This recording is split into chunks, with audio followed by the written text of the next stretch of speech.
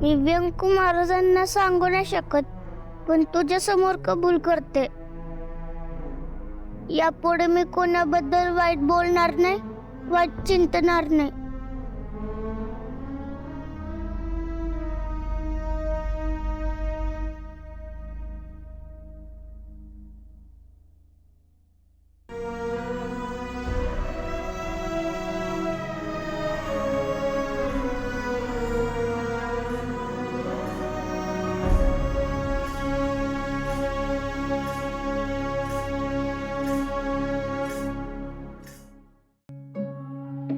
व्यंकू महाराज, मी चुकले, मला माफ करा. मला माफ करा, मी खूप मोठी चूक केली व्यंकू महाराज.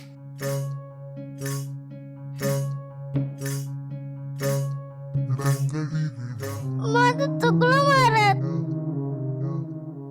मी परत असं करणार नाही. मी कोणाबद्दल असं वाईट बोलणार नाही, कोणाबद्दल वाईट चिंतणार नाही. माझी चूक झाली, मला माफ करा.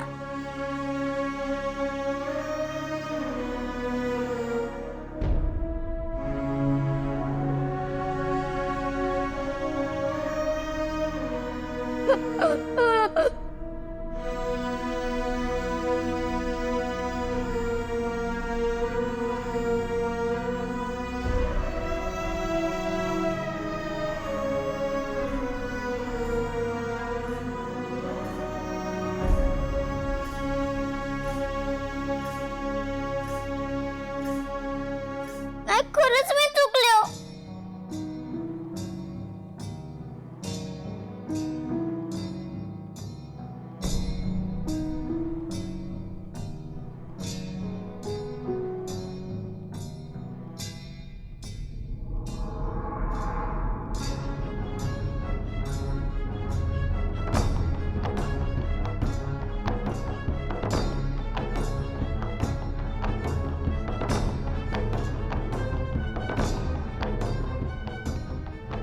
उद्या शाळा आहे.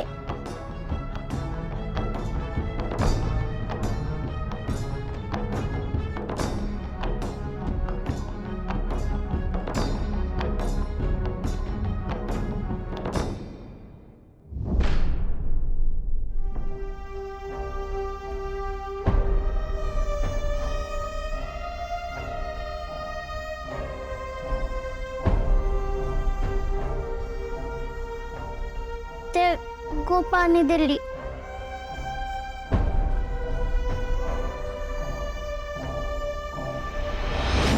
बाळा, तुझ्या हातून अजन्म विठुरायाची सेवा घडते.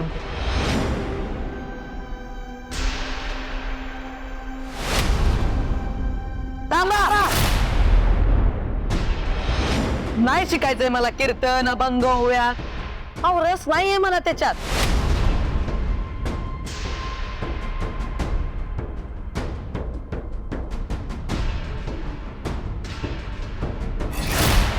ठीक आहे, शिकीन मी कीर्तन.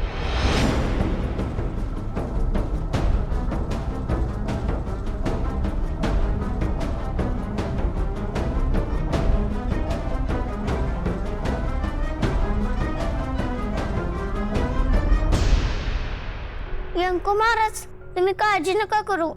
गोपाळ शिकल कीर्तन, खरंच शिकल. त्यांनी वचन दिले ना तुम्हाला. मी तुम्हाला माळ काढून देऊ का?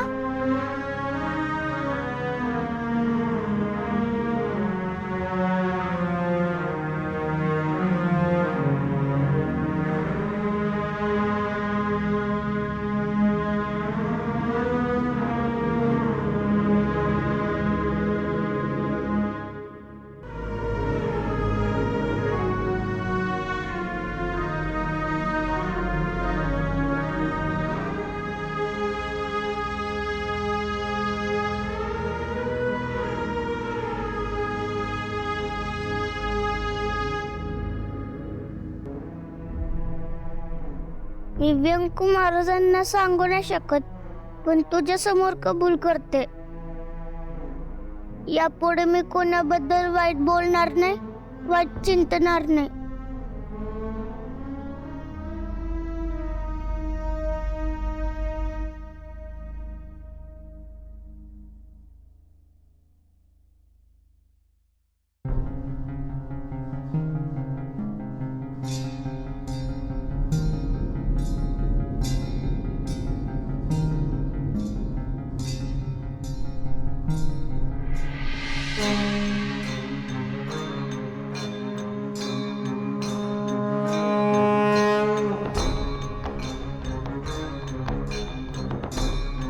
तुमच्या अभिमानीच्या जागी मंदिर बांधवाय, तुमच्या घरच्या जागी उभं ती सगळी जागा सावता विष्णू वाडीकर नावाच्या माणसाच्या नावावर दिसते.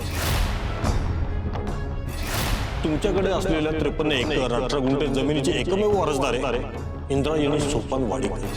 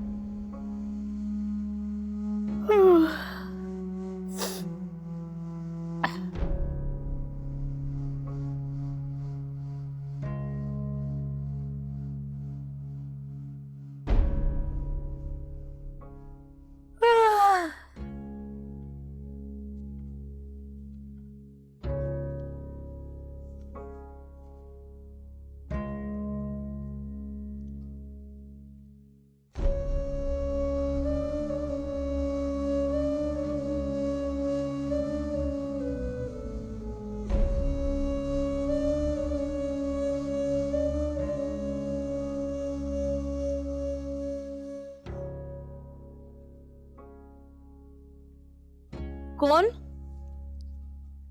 कोण आहे तिकडे? कोण कोण आहे तिकडे? कोण आहे तिकडे? कोण आहे?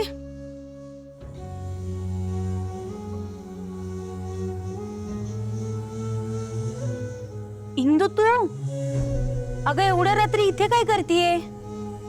अदूला लागले ना म्हणून त्याला बघायला आले होते. मला झोप पण येत नव्हती. कसं आता अदोक्षच? आता बरं आहे. परागजींनी औषध दिले न त्याला, त्यामुळे शांत झोप लागली आता त्याला.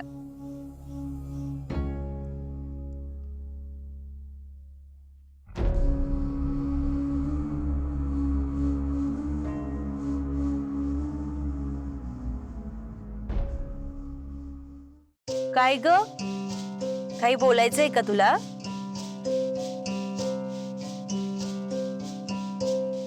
जरा बाजूला हो ना.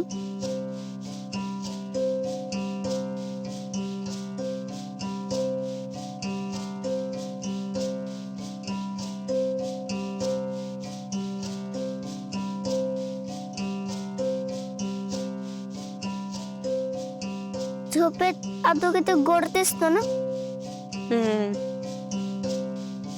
आणि तू पण खूप गोड दिसतेस.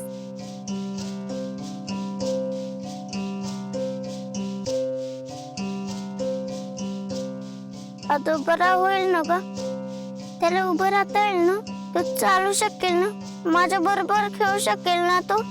अगं अगं थांब, किती ते प्रश्न, किती ती चिंता. एवढं काही झालेलं नाही त्याला. काही दिवसांनी धावत पळत येईल तुझ्याकडे खेळायला तो. आणि परागजीने ड्रेसिंग केलंय ना, त्यामुळे काळजी नको करू तू. चल जाऊन झोप.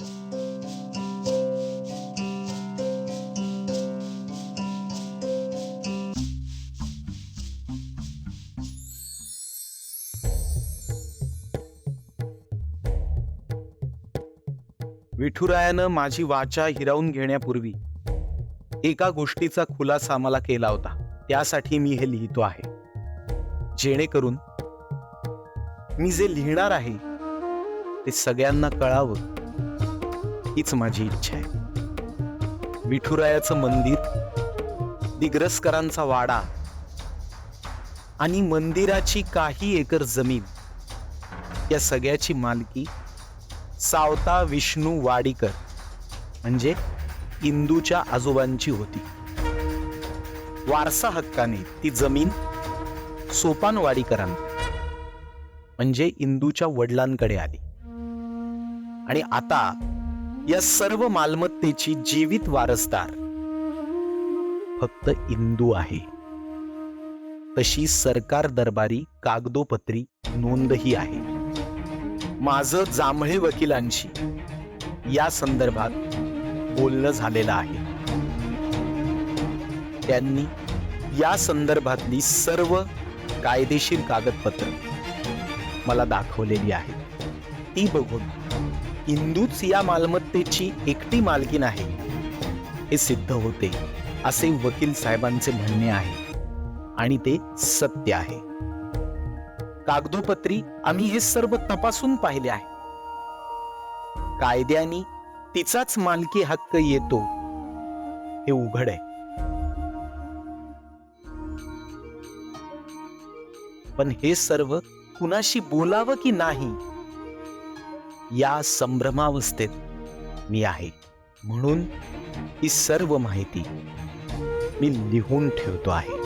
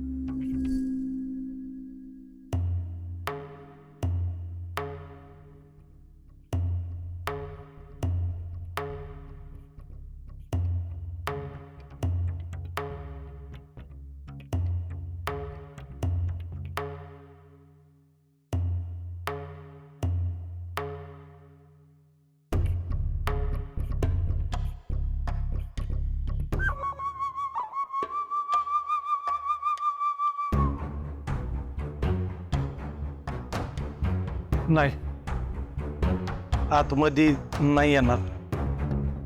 आत येण्याची पात्रता नाही माझी, माहिती मला.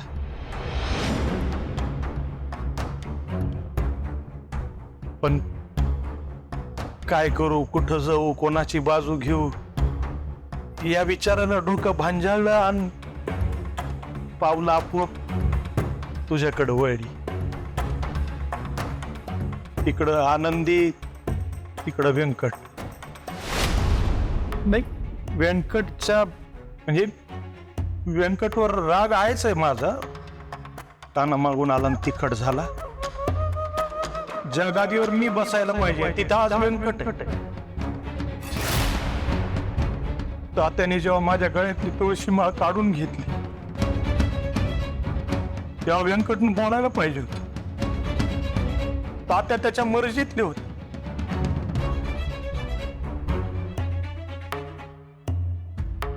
चुप.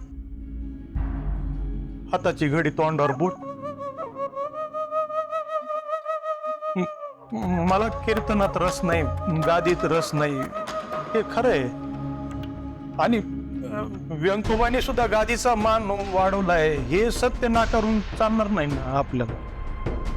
पण माझ्या मानाचं काय? आनंदीला तो हवाय. अधिकार, गादी, मान, सत्ता सगळं हवंय. कुणासाठी? नवऱ्यासाठी. या जगात सगळ्यात जास्त प्रेम कोण करत असेल माझ्यावर तर ती माझी बायको आनंदी. पण तिनं एक लय मोठी चूक केली. सत्तेसाठी, अधिकारासाठी, गादीसाठी तिथं व्यंकटला शेंगूर खाऊ खाऊ घालता.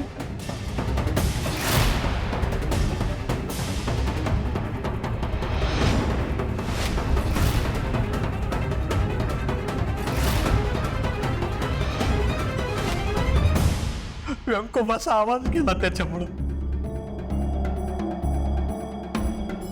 दुसरं कोणी असतं ना तर खांडोळी केली असती त्याची.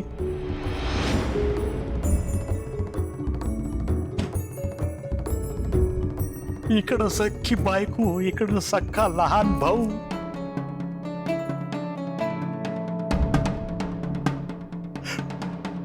कुठं जाऊ? इकडं आड तिकडं वेर. पण आनंदीनं व्यंकटला शेंदूर खाऊ घालायला नव्हता पाहिजे.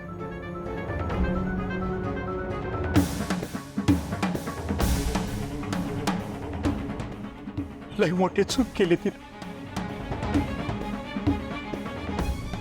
आनंदीने असं नाही करायला पाहिजे.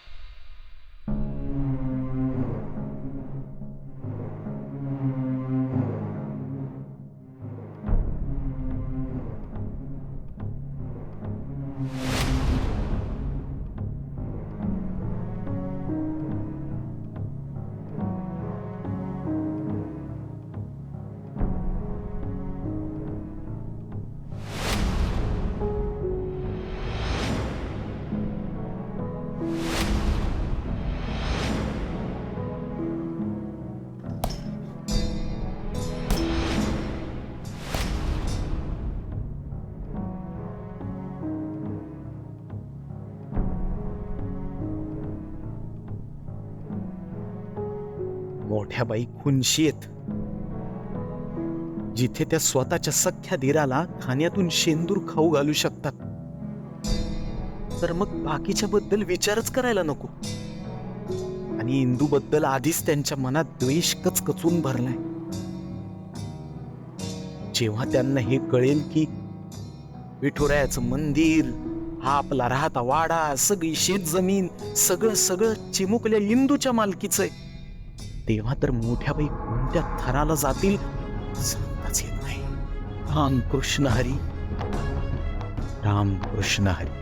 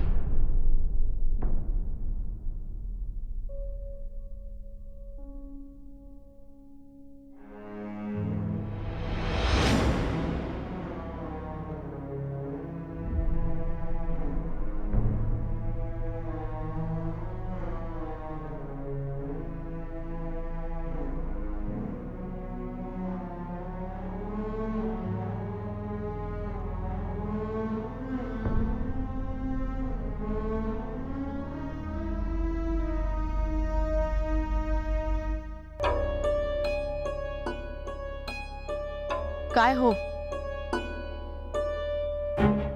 काय झालं? तुम्हाला झोप लागली ना नीट?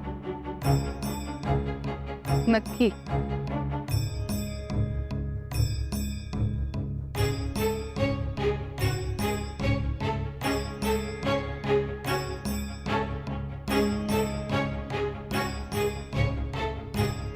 मी आले.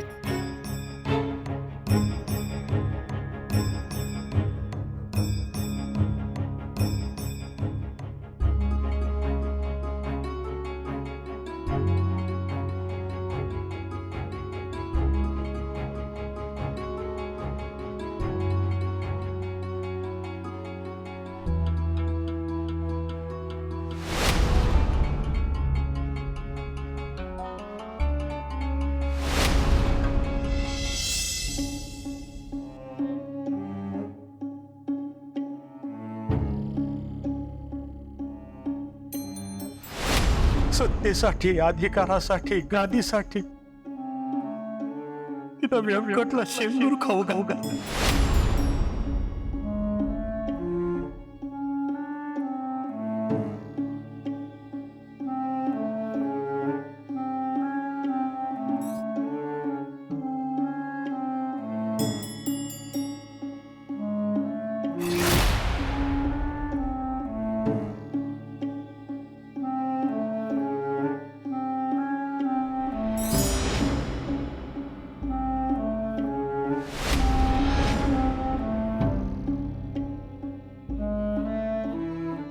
व्यंकू भाऊजी काय हवंय का तुम्हाला?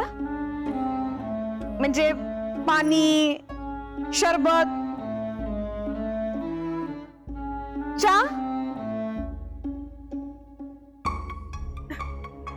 शकुंतलाला सांगते घेऊन यायला. हा